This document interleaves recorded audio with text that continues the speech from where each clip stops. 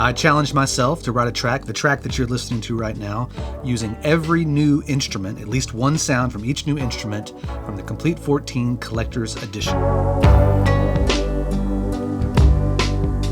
Certainly this is a silly challenge, so why bother? I want to learn what I have. I was given this collector's edition. You could watch my previous video that I released a few weeks ago where I walk through each individual instrument, but I often buy new sounds or get new collections of sounds, and this one is a huge collection of sounds, and I forget exactly what is in there. But I know that if I write with it a handful of times, I'll remember, so that when I need a specific sound, I will know where to go find it. Second reason I thought I'd demonstrate how I go about writing a track. I had to make quite a few difficult choices in a song like this to fit everything in, and I also wanted to write more songs that kind of fit with my YouTube channel vibe, whatever that is. And so I was trying to write a song that behaves in such a way that it can sit under my dialogue for a long period of time. I make videos about production music and licensing and just a life in music, so if you're interested in that, stick around. I also have an affiliate link in the description. If you decide to buy this, or you decide to buy anything from Native Instruments, if you click on that link, I get a little something for it, and I greatly appreciate that. Let me show you what I've got going on here. I write in Pro Tools. These are my instrument tracks, and they are in the order that I wrote the song. So I started with 40s keys, then Empire breakbeats, whatever. Over here are my printed audio tracks. I'm one of these weirdos that doesn't like to stay in MIDI. I like to commit my MIDI tracks to audio so that I can manipulate them, both timing, shifting things around, and do my mix. So you will probably notice, and I will point out as well, that there are times when the timing is off and the sounds aren't exactly the way that I want them in MIDI, but I know that I'm going to do something with them in the mix, so I print them and move on. Again, these are my audio tracks. They are muted in this folder. Let's just close that down. And here are my MIDI tracks. So let's look at 40s keys. I started with this basic progression.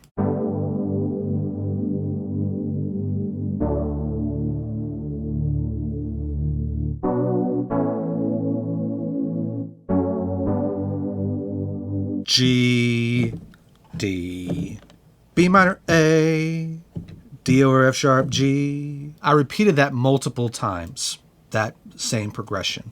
And then I have what I'm calling my B section. A,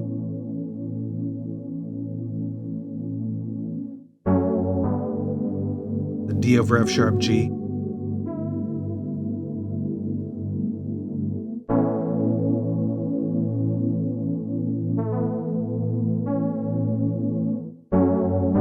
G, B minor, A, and then I'm back into the A progression. I used 40 PW0 piano. I don't think I changed anything on that sound. It's just trying to give me something with some basic chords and a basic arrangement. Notice that right off the bat, I recorded 2+ minutes so that I'm not doing an A section, B section. Just get it all out there. You can manipulate it later, add breaks or whatever, but I'm just going to roll with that. I knew then that I needed to follow that up with some drums. I really dig this Empire Breaks sound.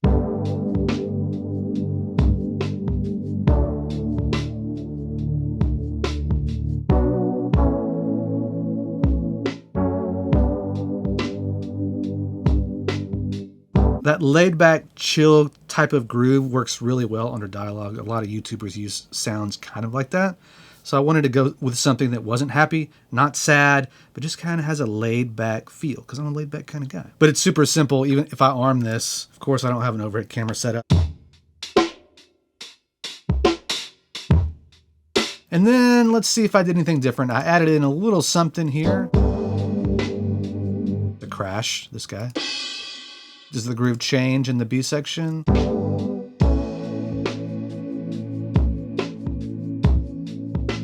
No, since I'm changing up the progression, I want to keep some things the same because this is an underscore track that's going to sit there for a long time. I don't want something crazy to come out and be really cool and catch your attention too much. I want the track to feel different, but also stay the same.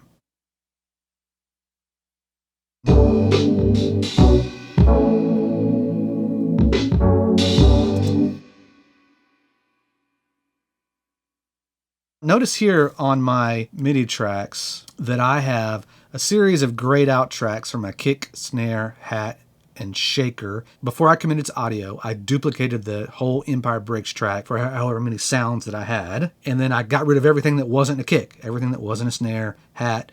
And then I printed those as individual audio tracks so I had more control. Then I had to have bass, right? You got to have bass. And so I pulled up the session bass. Pretty surprising that these sound as good as they do, to be honest with you.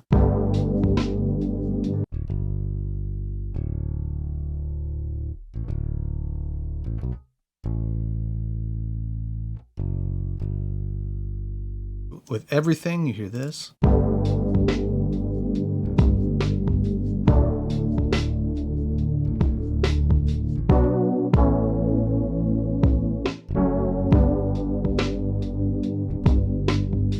Just trying to add a little energy to the bass part, and then if we cruise on over to this B section.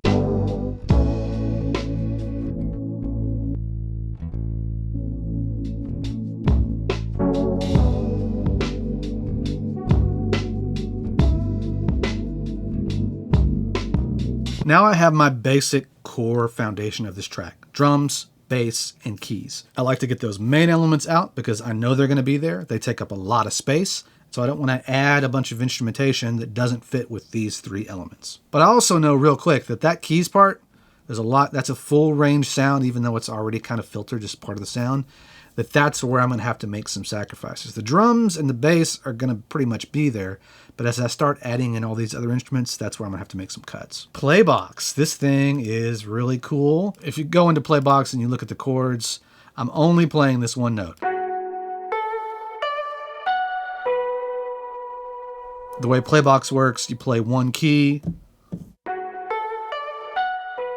and it's playing an arpeggio, as you can see in this effects section, where it's working its way up that first key, which basically has F sharp, A, D, F sharp, B.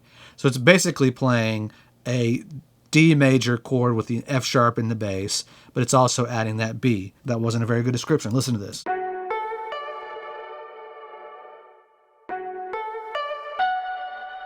I'm holding the key down a little bit longer for it to play longer through that progression.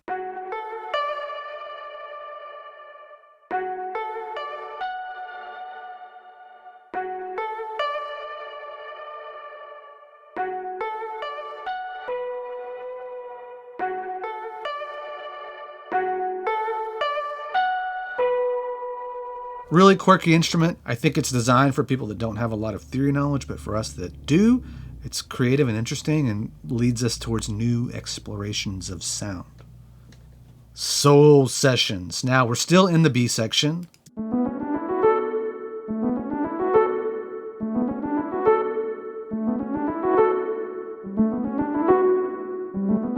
It's an A chord and then a G chord, so I've got basically working my way up the D major scale, but with A as my bass, so I've got A, and then B, C sharp, D, E, and so on, and then I do that a few times, and then I get my bass note down to a G and work my way up. In context, that sounds like...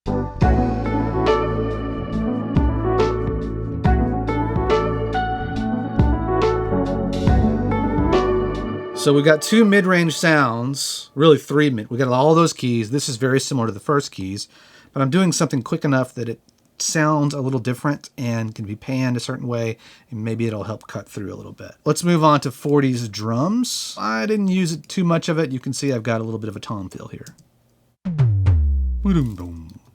And then later on I added this sound, which is percussion. I think that's a P for percussion. This is the first part of the B section, and then this is the second part of the B section. And so I tried to give it a little bit of a change. So here's the first part. And then leading into the second part of the B section. Looking for subtle ways to lift each section so it's not the same thing over and over again. We are on to Lores.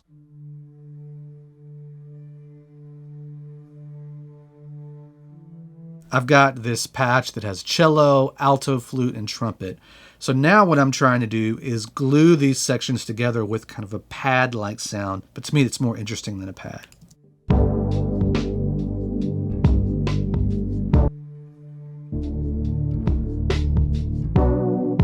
It's more noticeable when you get higher.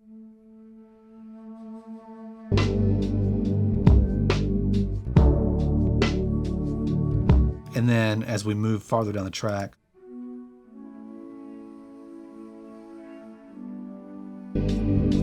I start playing more chords just to fill out the background a little more. I'm playing random notes in the key of D for the most part, but working my way up. Now we're into the guitars. This is the stuff I wasn't terribly excited about working in, but I found these phrases.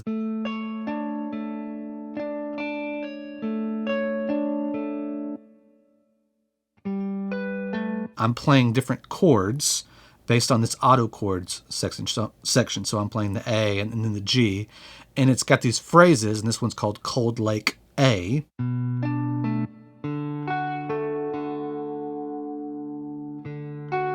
You'll notice that I'm not holding out the phrase entirely, and it sounds a little disjointed on its own.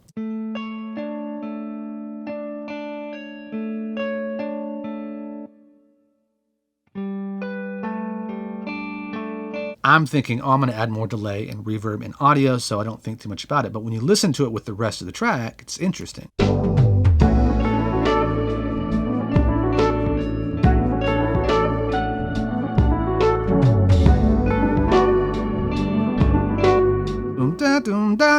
It just sounds like a random picking pattern. And then we moved on to Nylon, another one that I was somewhat concerned about.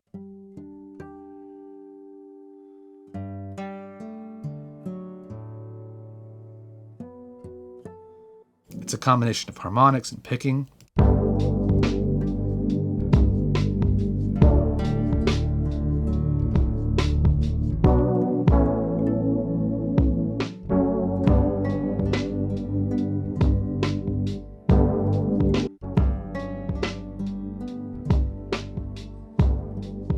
Again, we have some timing issues, but I believe I cleaned those up. We moved on to Deft Lines. Super sparse with this. Here's the part. This little plucky sound, Dark Angel. But I tried to fit it in the second time through the B section. So here's the first time through the B section.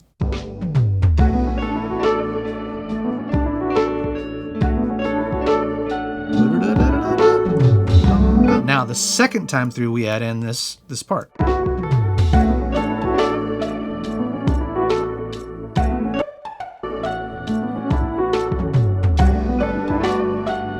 I had to do quite a bit in the mix to make all of those mid-rangey sounds work together. We have Ashlight, which is this super cool trailer type granular synthesis.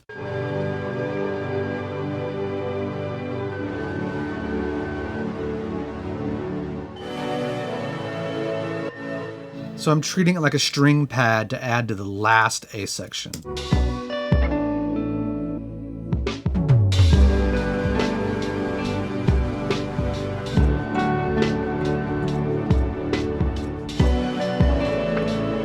Now we move on to ignition keys. So it looks like I came in halfway through the A section as a way to provide some lift.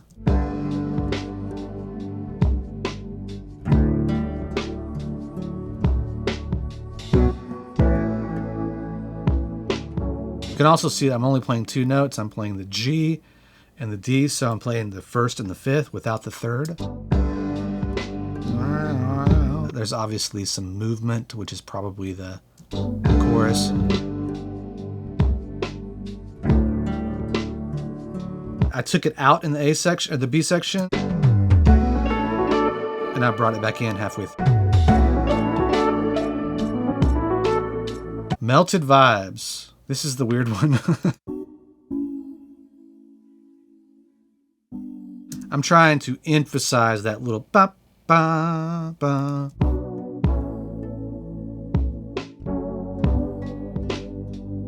Now we move on to action strings. I thought this was going to be a challenge because there's a lot of moving parts, action parts, right? The part that it's playing, it's in 3/4. This track is in 4/4, but this is in 3/4.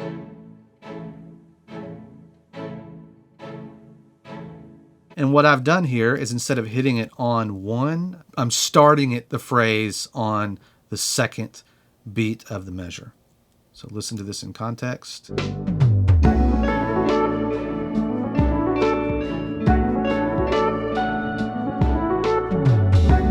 because of that part, I don't care that it's in 3/4, 4/4, because it's just playing every beat, but I am delaying it to beat 2.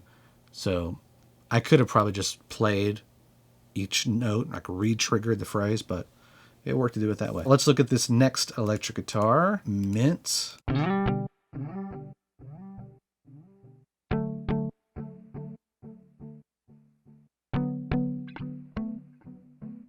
In context.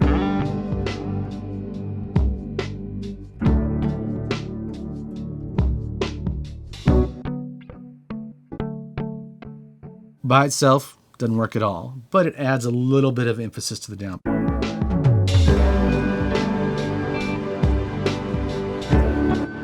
And it's playing a phrase, mellow EDM sound. Interesting. Let's move on to piano colors. I'm not really using piano colors for what it's really good at, all those movement arpeggio type sounds. I just have it set up with a reverse sound that's really interesting.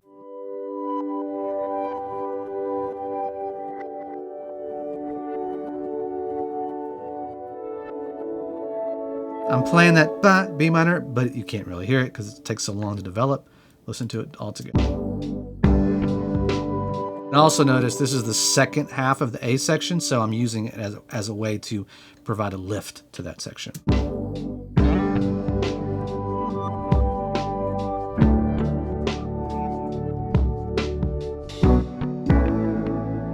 And then here it is towards the end of the track.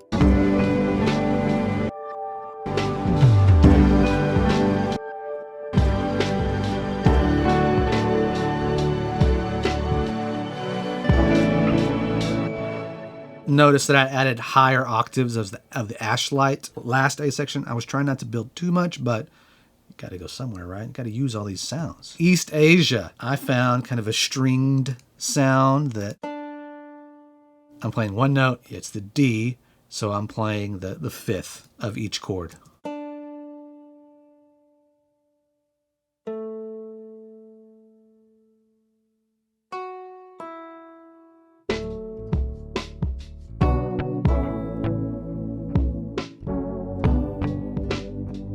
Now let's look at Glaze, which is the vocal track, which I found this patch that kind of has a brass sound to it, I think. It's a vocal patch, obviously, but listen to it. You can obviously, yeah.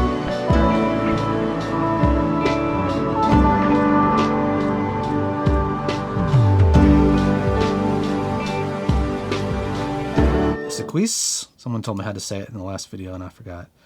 This one is tricky because it has a lot of more involved sounds and loops, but I found a simple track.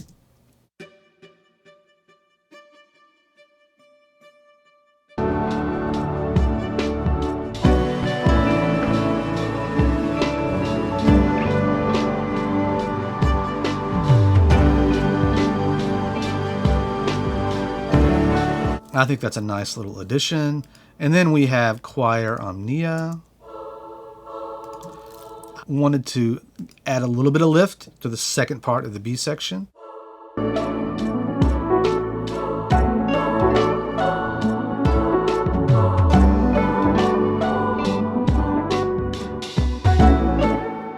It's matching the action strings patch. And then I realized I had not used Kontakt 7 sounds, the new factory sounds, the old factory sounds with new skin. So I added a simple horns patch.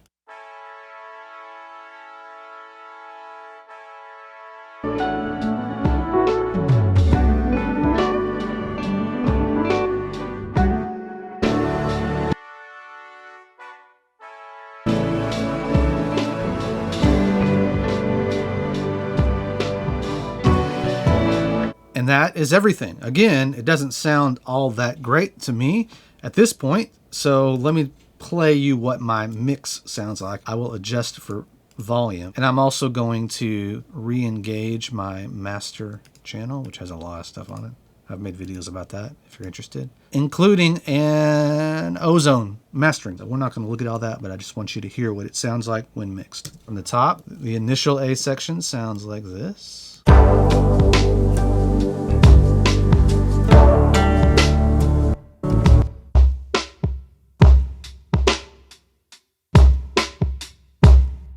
bass. I'm just ducking a kick drum. When the kick drum hits, the bass drops out just for a split second. The keys. Notice I have a room and plate reverb that I'm running most of these through.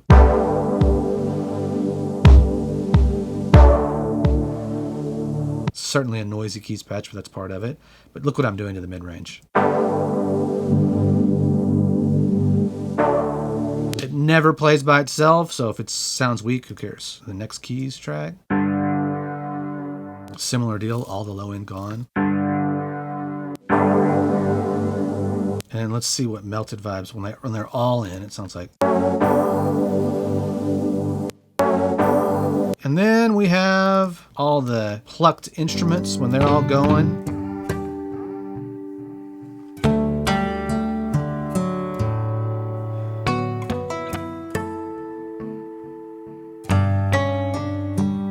And then we have the B section lead tracks, which sound like this together.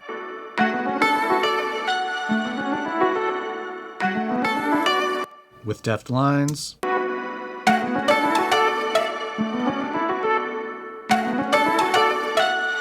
And then Glaze comes in here.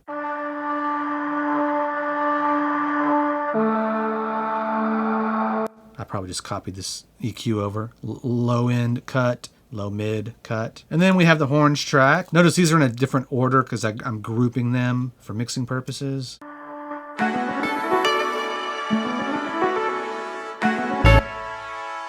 Then we have our pad-like sounds.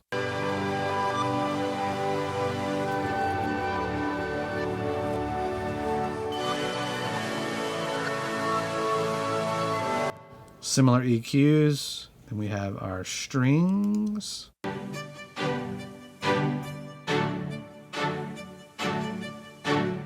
And then choir.